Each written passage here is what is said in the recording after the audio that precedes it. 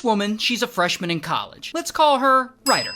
So one day, she's walking home from her friend's place through the park, and that's when a man jumps out and attacks her, and he does something to her that I can't say, but it starts with an R. And then the guy runs away, and police can't find him. Now, a few months later, Ryder is walking down the street, and she just so happens to run into him. This guy. His name is Broadwater. So she calls police arrest him, he goes to trial, they use hair analysis to tie him to the crime scene, and he's eventually sentenced to prison. Years later, Ryder writes a memoir about her experience in the park that day, and it gets published. The book is called Lucky, and it sells over 1 million copies, and it launches her career as a professional author. A few years after that, Ryder finishes writing a second book, and this book is called The Lovely Bones, and it blows up too, selling over 10 million copies. Then Peter Jackson gets involved and makes it into a movie starring Mark Wahlberg, and that movie is very successful. In fact, the movie is so successful, it catches the attention of this guy, Timothy. Now, Timothy owns a production company, and he wants to turn Ryder's first book into a movie, Lucky. So Timothy gets the rights, and he funds the movie, and he starts developing it, and Victoria Pedretti from You is supposed to star in it, and it's going to be a huge hit. I mean, everything is going great.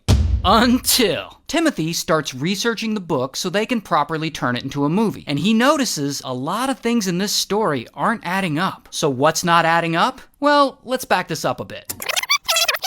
Broadwater's arrested, he goes to trial, they use hair analysis to tie him to the crime scene, and eventually he's sentenced to prison. Broadwater's in prison for 16 years, and he gets out right around the same time Lucky is first published. And this whole time, he has claimed he's innocent. He even appeals to get his conviction overturned, but his appeals get rejected. Even after he's out of prison, he appeals, still rejected. He pays to take a polygraph, he passes, but that doesn't help the appeals, and he's still an ex-convict. And of course, now he has to register as a schmex offender, so he has trouble getting a job, and he doesn't have a lot of friends. Now eventually he meets a nice woman and they get married. And she wants kids, and he does too. But he refuses to have them because of the stigma they would have to face having a dad with that on his record. So he doesn't have kids. Now back to Timothy. So Timothy is researching the book, and things in the story aren't adding up. Like when police ask Ryder to pick her attacker out of a lineup, she picks this guy, who's allegedly a plant, when Broadwater is actually this guy, and there's a lot of little stuff like that. So Timothy says, nah, I can't fund this movie anymore. And he refuses to continue funding the project, and they fire him. But he's become so invested in this case, he actually hires a private investigator to look into it. The private investigator then investigates and turns everything they find over to Broadwater's attorneys. These new attorneys, they re-examine the case, and they find a lot of stuff. Like that hair analysis has since widely been discredited as junk science, stuff like that. And they end up filing a motion to overturn Broadwater's conviction. And eventually, a judge agrees to hear the case, and after 40 years of fighting, the conviction